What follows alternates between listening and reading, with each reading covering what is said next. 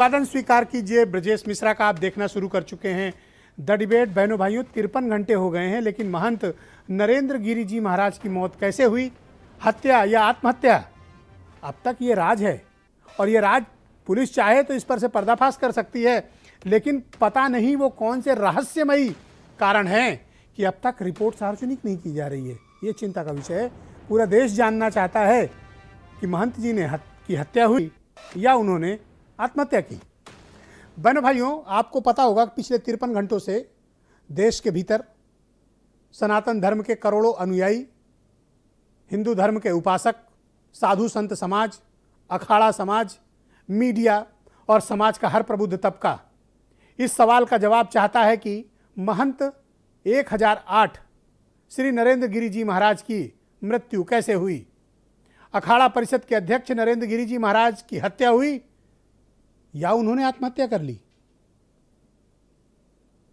53 घंटे बीत गए हैं इस वक्त जब मैं आपके साथ डिबेट कर रहा हूं, उनकी मृत्यु हुए, लेकिन 53 घंटे के भीतर पोस्टमार्टम तो हुआ बामुश्किल, अब तक पोस्टमार्टम की रिपोर्ट भी सार्वजनिक नहीं की जा रही है। आखिर मैं जानना चाहता हूं कि वो कारण क्या है कि महाराज जी के निधन के कारणों को बताया जाने में परहेज किया जा रहा है।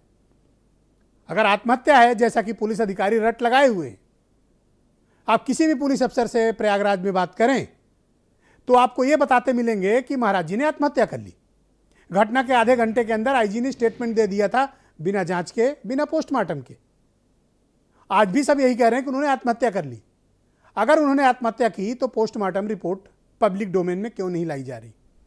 कोई भी पुलिस अधिकारी अब तक इस पर कोई एक स्टेटमेंट नहीं आया, नॉट ए सिंगल स्टेटमेंट।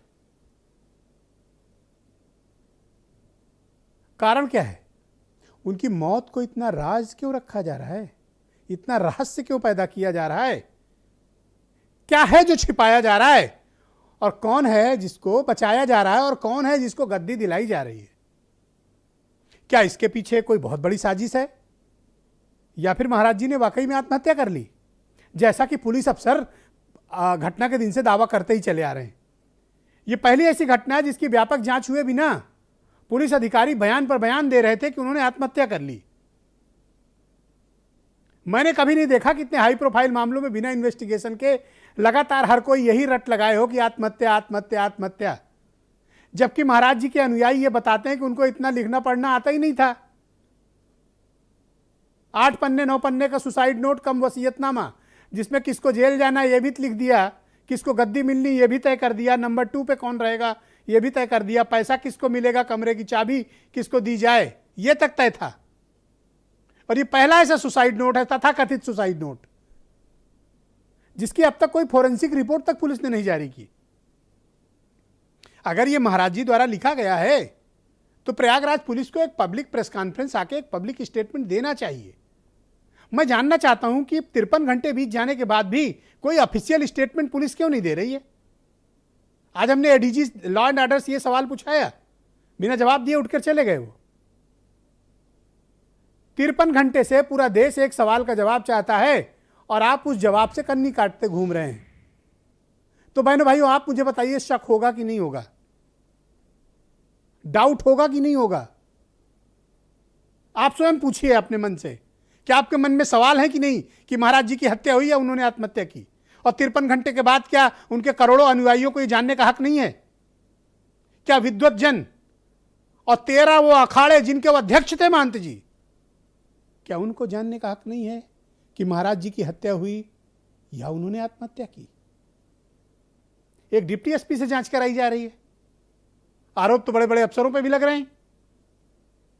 तो मेरा कहने का तात्पर्य यह है कि 53 घंटे बीत जाने के बाद भी अपोजिशन तो शांत होकर बैठ जाता है, वो हमेशा बैठता है, पर उनके करोड़ों अनुयायी हैं महाराज जी के, जो जानना चाहते हैं, और ये सवाल का जवाब मिलना चाहिए।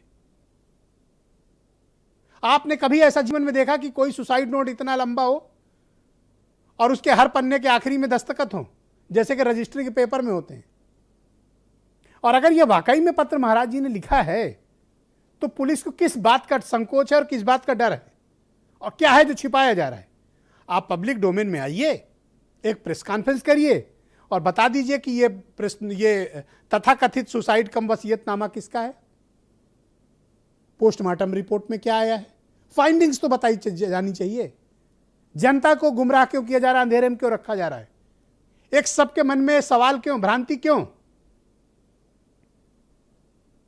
हिंदुओं के सबसे बड़े अखाड़े के परिषद के अध्यक्ष का निधन कोई मामूली विषय नहीं है, एक बड़ा विषय है और हर कोई इस सवाल का जवाब चाहता है, हम भी चाहते हैं। सबके मन की तसल्ली के लिए जवाब दिया जाना चाहिए। और बागंबरी पीठ, मैंने कल भी बताया था, कोई मामूली पीठ नहीं है। उत्तर भारत की सबसे अमीर मठों में से एक है वो मठ। कुंभ क्षेत्र उसी गद्दी के दायरे में आता है।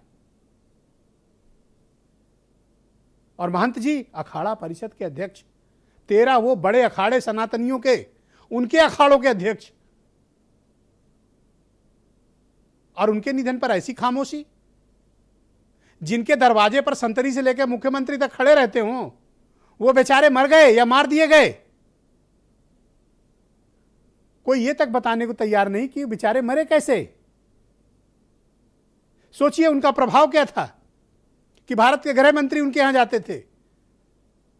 प्रयागराज जाने वाले मुख्यमंत्री से लेकर डिप्टी सीएम से लेकर हर बड़ा मंत्री, अधिकारी, नेता उनके यहां दरबार लगाते थे, लाइन लगाकर महाराज जी से मिलते थे। और आज उनको मरे 53 घंटे हो गए। बहनों भाइयों, उनको इंसाफ नहीं मिल रहा है। आत्मा कचोटती है। मैं उन्हें व्यक्तिगत रूप से जानता था।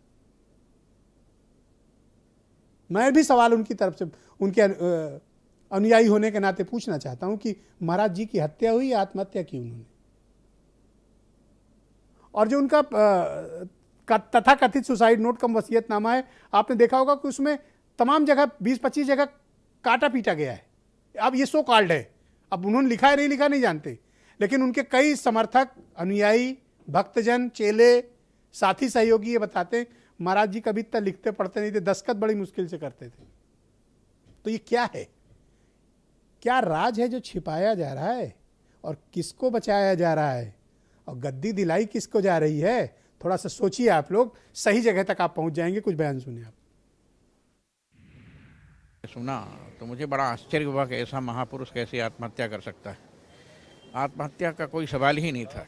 जैसे देखिए, वो व्यक्ति ससम्मान जीना चाहते थे, लेकिन उनके साथ षड्यंत्र हुआ है। षड्यंत्र करके कुछ लोगों ने यहाँ की गद्दी को प्राप्त करने के लिए एक बहुत बड़ा षड्यंत्र किया गया था। अखाड़ा परिषद के सम्मानित अध्यक्ष थे वो, हम सब लोगों के साथी थे, मित्र थे, हम लोगों के साथ हमेशा राम जन्मभूमि आंदोलन में लगे रहते थे, इसलिए हम उनको अच्छी तरह जानते हैं। और मैं अच्छी तरह जानता हूं कि आत्महत्या कभी कर ही नहीं सकते हो। साधु समाज तो समाज को आत्महत्या के लिए ये कहता है कि आत्महत्या करना महापाप है, तो इतने बड़े संत ऐसा क्यों करेंगे? इसके पीछे क्या रहस्य है? इसके लिए जांच की हम लोग मांग कर रहे हैं। आत्महत्या या हत्या का जो विषय है, ये बहुत बड़ा गहरा विषय है। इसके बारे में जांच होना बहुत जरूरी है। हमारी जो है सही ढंग से जांच हो और जिसने भी ये कार्य किया है, जो इसमें शामिल है, उसको सजा मिले। आनंद गिरी महाराज और अद्या तिवारी, जिन्हें उनके जो सुसाइड नोट था उसके आधार पर जिनको आरोपी बनाया गया था, इनको आज पुलिस गिरफ्तार करके इनको लाई थी और इनको सीजीएम न्यायालय हरियाणा की कोर्ट में पेश किया गया था। और इनको 14 दिन की न्यायिक हिरासत में कोर्ट द्वारा केंद्रीय कारागार नैनी जो प्रयागराज में, वहाँ जेल भेज दिया है। तो आज की डिबेट को आगे बढ़ाते हैं। मेरे साथ काल की पीठाधीश्वर आचार्य प्रमोद कृष्णम मौजूद हैं।